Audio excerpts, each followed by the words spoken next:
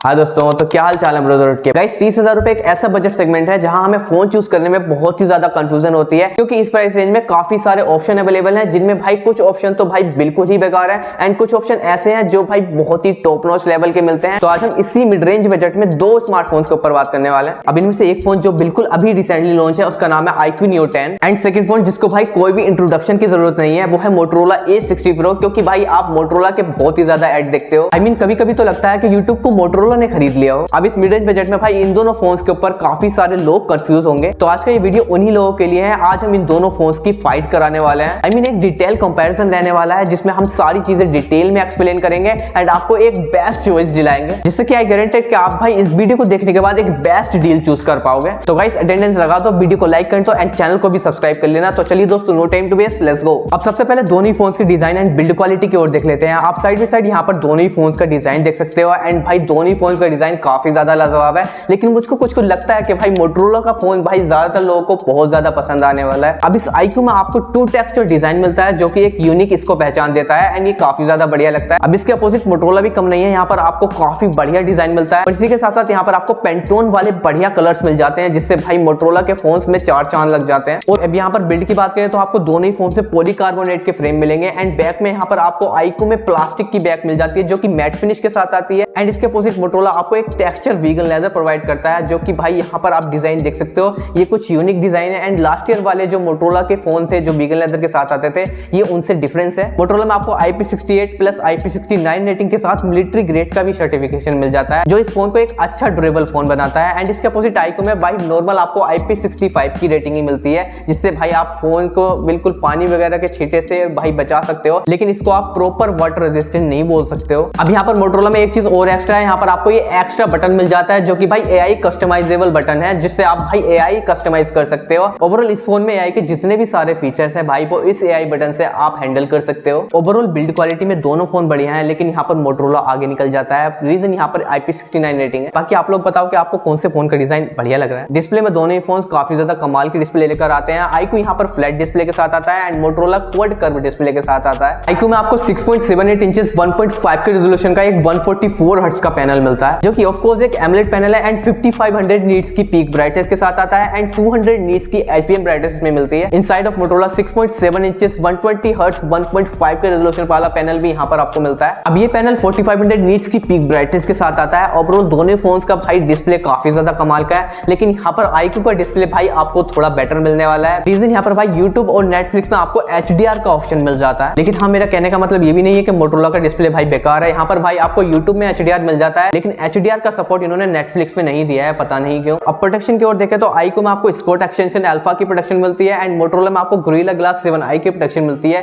अब Gorilla Glass 7i Scott extension alpha से काफी ज्यादा बेटर है, तो यहाँ पर डिस्प्ले प्रोटेक्शन भी भाई Motorola में अच्छी मिल रही है। अब सनलाइट विजिबिलिटी में हार्श लाइट में भाई दोनों ही फोन्स बिल्कुल भी मार नहीं खाएंगे, काफी अच्छा आपको सनलाइट विजिबिलिटी मिल जाता है। मल्टीमीडिया में भी दोनों ही फोन्स की डिस्प्ले काफी ज्यादा कमाल की है, लेकिन यहाँ पर Motorola के डिस्प्ले में आपको थोड़ा अच्छा कंटेंट देखने के लिए मिलेगा, क्योंकि यहाँ पर आपको क्वाड कर्व एमोलेड डिस्प्ले मिल जाता है, जिसमें आपको बेजल्स भी बिल्कुल ही मिनिमल से मिलते हैं और भाई क्वाड कर्व डिस्प्ले में काफी ज्यादा मजा आता है जब हम कंटेंट देखते हैं। और मल्टीमीडिया को और ज्यादा इंजॉयबल बनाने के लिए यहाँ पर आपको दोनों ही फोन्स में स्टीरियो स्पीकर्स मिल जाते हैं, जो कि भाई काफी अच्छे हैं। अब नेक्स्ट परफॉर्मेंस के बारे में बात कर लेते हैं, तो भाई बिल्कुल आराम से बैठ जाइए, मैं आपको डिटेल में बताने वाला हूँ। अब सबसे पहले Motorola में देखें तो Motorola में आपको MediaTek Dimensity 8350 एक्सट्रीम प्रोसेसर मिल जाता है, bill LPDDR5X RAM and UFS 4.0 storage. अब इस प्रोसेसर की परफॉर्मेंस का आप Snapdragon 8s Gen 3 के बराबर मान सकते हो। अब यहाँ पर Antutu स्कोर भी आप देख सकते हो, 1.4 मिलियन के करीब इस फोन का Antutu स्कोर आता है। अब ये processor 90 FPS BGMI settings unlock कर सकता है, लेकिन उन्होंने भाई अभी 60 FPS ही दिया है गेमिंग में, लेकिन हाँ भाई 60 FPS में आप काफी अच्छा यहाँ पर गेम प्ले कर सकते हो। प्रोसेसर भी काफी ज्यादा बढ़िया है इसका, बट अगर इसका कंपैरिजन iQOO से करें तो भाई ये काफी ज्यादा पीछे रह जाता है। iQOO में मिलता है आपको Snapdragon का 8s Gen 4 processor with 16GB LPDDR5X ultra RAM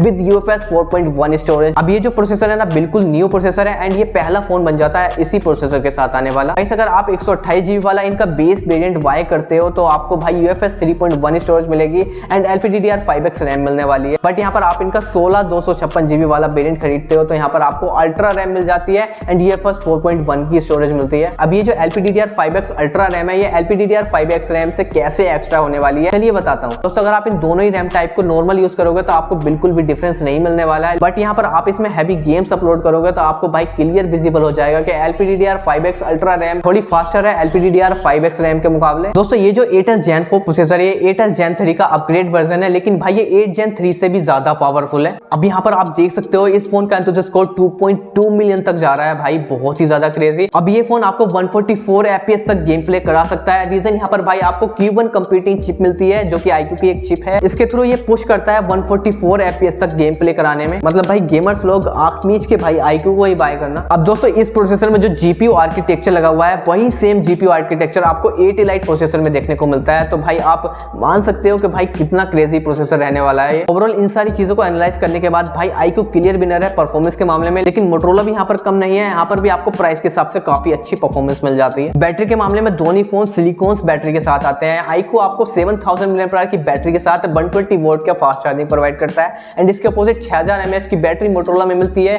जिसमें आपको 90 वोल्ट का फास्ट चार्जर मिलता है। अब दोस्तों बैटरी के मामले में दोनों ही स्मार्टफोन काफी ज्यादा बढ़िया है, कोई चिंता करने की जरूरत नहीं है, लेकिन थोड़ा एक्स्ट्रा बैकअप आपको iQOO में ही मिलने वाला है। ऑलराइट, तो अब बात कर लेते हैं कैमरास के ऊपर। भाई कैमरास में भी यहाँ पर ह्यूज डिफरेंस है। iQOO में आपको 50+8 मेगापिक्सल का बैक कैमरा सेटअप मिल जाता है, जिसमें 50 मेगापिक्सल का मेन सेंसर है जो कि Sony IMX882 सेंसर है, एंड 8 मेगापिक्सल का नॉर्मल अल्ट्रा वाइड है, एंड फ्रंट में आपको 32 मेगापिक्सल का सेल्फी कैमरा मिलता है। बाकी इसके अपोजिट Motorola को तो भाई बिल्कुल दिल से कहने का मन करता है कि भाई Motorola सारी चीजों में अच्छा काम कर रहा है, क्योंकि इसमें आपको प्रॉपर क्वाड कैमरा सेटअप मिलता है। 50 मेगापिक्सल का मेन सेंसर एंड 50 मेगापिक्सल का अल्ट्रा वाइड एंड 10 मेगापिक्सल का 3x telephoto lens, and front में आपको 50 मेगापिक्सल का सेल्फी सेंसर मिलता है। भाई नो डाउट आपको पता ही चल गया होगा स्पेसिफिकेशन, भाई Motorola का कैमरा काफी ज्यादा बढ़िया है, लेकिन भाई रियल लाइफ में भी Motorola ही जीतने वाला है, क्योंकि यहाँ पर भाई प्रॉपर आपको क्वाड कैमरा सेटअप मिलता है, एंड नो डाउट बहुत ही ज्यादा क्रेजी कैमराज हैं प्राइस के हिसाब से बोलूं। लेकिन यहाँ पर भाई iQOO फ्रंट एंड बैक के मेन सेंसर से भाई 4K 60 FPS तक वीडियो रिकॉर्ड कर सकता है, लेकिन इसके अपोजिट Motorola भाई 4K 30 FPS तक ही जा सकता है, लेकिन वहां पर भी आपको फ्रंट एंड बैक में भाई सारी सेंसर से 4K वीडियो शूट कर सकते हो, अल्ट्रा वाइड को छोड़कर। अल्ट्रा वाइड से आप 1080p 60 FPS तक की वीडियो शूट कर सकते हो। पता नहीं इन्होंने भाई अल्ट्रा वाइड में ये 1080p 60 FPS ही क्यों दिया, 4K देना चाहिए था, ये पता नहीं इनका क्या कंसर्न है। लेकिन हाँ ओवरऑल बोलूं तो भाई Motorola क्लियर विनर है कैमरे के मामले में। सॉफ्टवेयर के मामले में दोनों ही फोन्स अलग अलग अपने सॉफ्टवेयर फैक्टर्स पर आते हैं। यहाँ पर iQOO FunTouchOS 15 पर रन करता है विद Android 15, एंड यहाँ पर Motorola अपनी Moto UI के साथ आता है विद Android 15। अब दोनों फोन्स की UI काफी ज्यादा कमाल की है, काफी मजा आएगा आपको यूज करने में, लेकिन स्लाइटली आप Motorola को अच्छा एज मान सकते हो क्योंकि यहाँ पर आपको बिल्कुल भी ब्लूटवेयर नहीं मिलेंगे, लेकिन इसके अपोजिट iQOO में थोड़ा बहुत आपको ब्लूटवेयर जरूर मिलने वाला है। लेकिन हाँ iQOO में भाई बहुत सारी चीजें आप डिलीट कर सकते हो, और दोनों फोन्स में आपको 3 साल के एंड्रॉइड अपडेट एंड 4 साल के सिक्योरिटी अपडेट मिलने वाले हैं। और दोस्तों अब अदर फीचर्स की बात करूं तो भाई दोनों फोन्स में आपको Wi-Fi 7 मिल रही है, एंड दोनों फोन्स में आपको इनफ 5G के बैंड मिल जाते हैं। तो डूड अब बात कर लेते हैं कंक्लूजन की कौन सा फोन किस यूजर को टारगेट करता है, एंड आप प्राइस के हिसाब से टॉप लेवल वाली परफॉर्मेंस वाला फोन लेना चाहते हो तो भाई आप iQOO को ही देखना। iQOO में आपको भाई सारी चीजें बढ़िया मिल जाती हैं, बस थोड़ा सा डाउनग्रेड भाई आप कैमरा में मान सकते हो। लेकिन इसके अपोजिट Motorola ने भाई सारा एक ऑलराउंडर फोन बनाने की कोशिश की है।